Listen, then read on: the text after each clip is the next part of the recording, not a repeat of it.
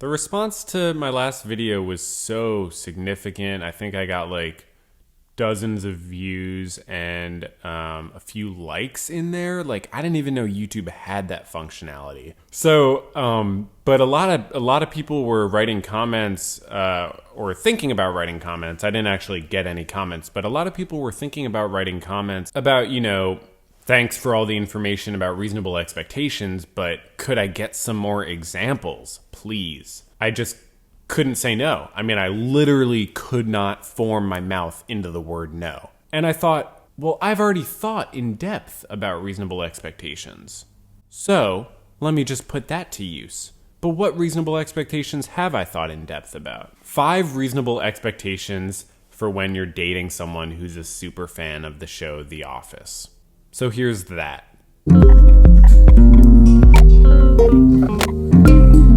Let's get right to it, shall we? Number 1, first reasonable expectation. You're dating a super fan of The Office. Number 1, we are not Michael.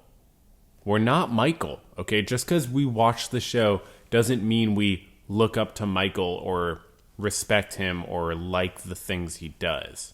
Unless there is something seriously wrong with where someone's at a given point in their life, they don't want to be like Michael either. Michael demonstrates what it's like to be a human being who can't deal with feelings very well. So we don't want to be like that, but we are like that. We're all like that. We all struggle with feelings. Deep down and in certain ways, sometimes small ways, sometimes big ways, we all struggle to let certain feelings into our heart and soul and mind and whatever. And if that sounds too touchy-feely for you, fuck off. You probably don't even like Parks and Rec, which is even more likable. Watching The Office is like a challenge to see if it's possible to like unlikable characters. And I know that's true of other shows like It's Always Sunny or Arrested Development or so many other shows. But let's just stick to The Office for now. Like, we find the good in Michael. It would be stupid to watch the show and not be able to find the good. But you should know, if you're dating someone who's a super fan of the show, they don't look up to Michael. They don't think everything he does is funny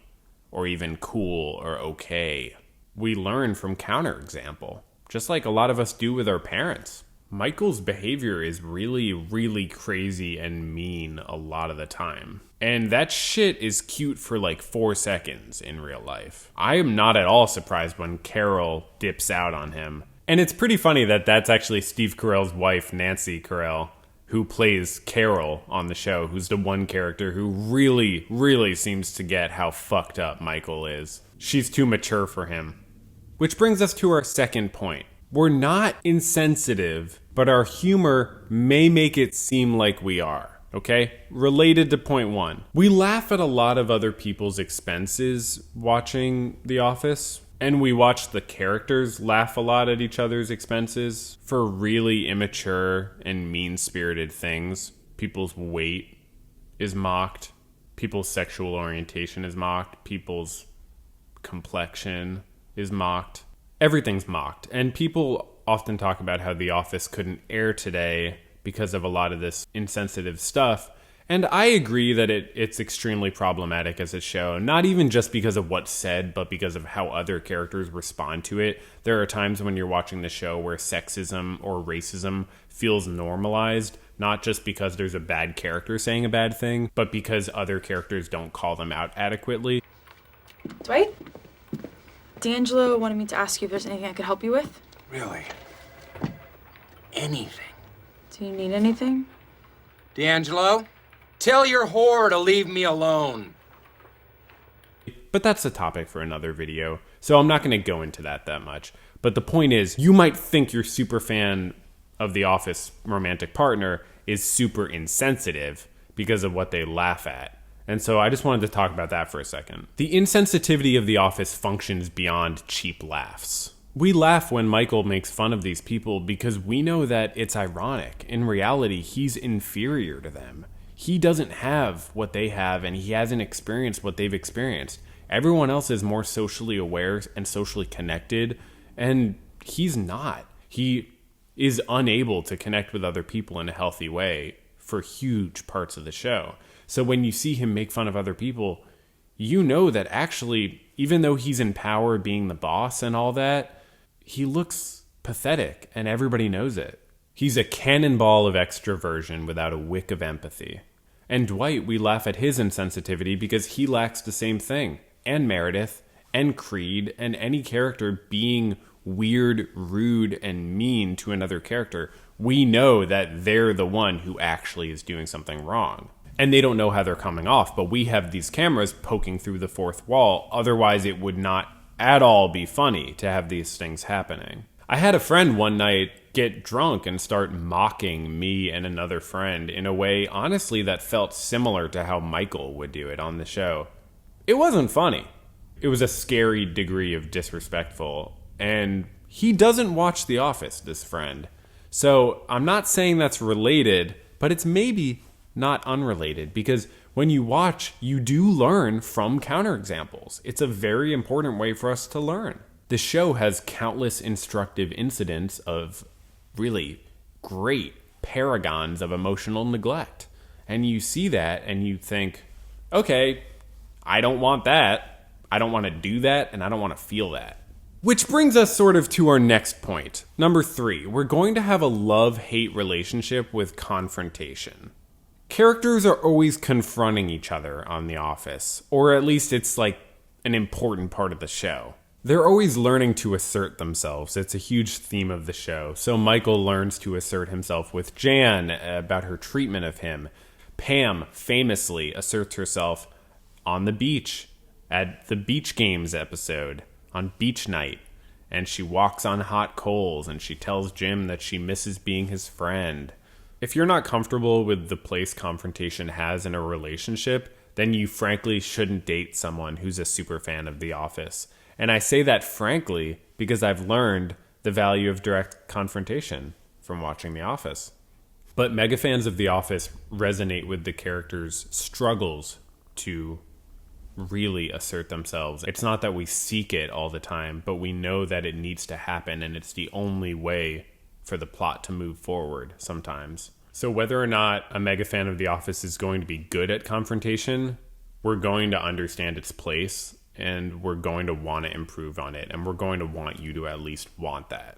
Pam tells Roy when they get back together briefly, if you're going to be my boyfriend, you have to do boyfriend things. And we're watching thinking, yeah, you go, girl. And the fourth reasonable expectation when you're dating a mega fan of The Office is we will be adept at microexpressions.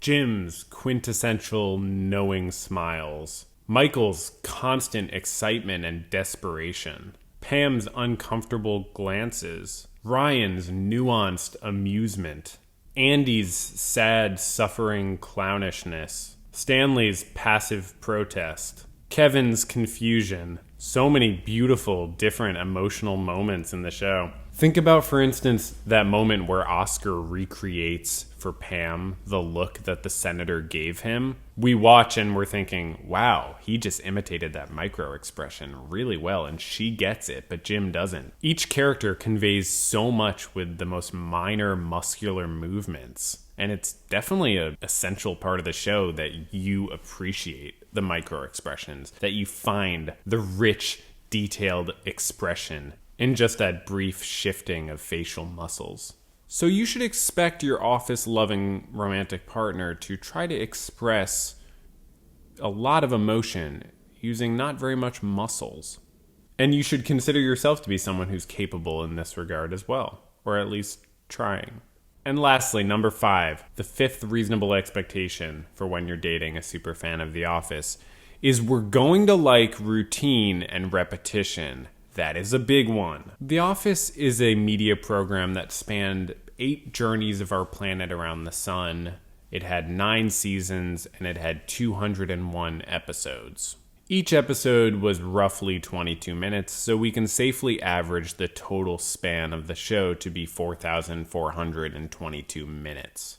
So if I've watched the entire series, let's say 10 times just to choose a comically large and unrealistic estimate, that means that I've spent close to 45,000 minutes ingesting this show through my eyes and ears. And I'm not the only one, obviously. It's a running joke in the fan base of The Office that people rewatch the show regularly, daily, binging it, half watching it, just having it on while they're eating, while you're on the phone, while you're painting. It's not really a joke exactly when people talk about rewatching the show. It's just a comical admission of how we do something kind of compulsively, and it's this habit that kind of serves us in this comforting way, but doesn't really enrich our lives in a sort of real way. But the routine is really soothing. I personally have moved on to other shows or YouTube videos or sometimes sports games or stuff like that I'll watch at night. So I'm not rewatching The Office anymore. But I understand. I rewatch other stuff and I understand people doing it. It's really comforting to have a show that you know is always going to be there for you. Even when you've rewatched the show 10 times, there's a good feeling when you start a new episode or when you start a new season. Like the cold open of season 6, the parkour that they're doing. You watch them doing this parkour and you're just like, we're in for a whole new season, a whole new episode. This is going to be fun. And that's something that people need in their lives, is just a comforting, fun escape.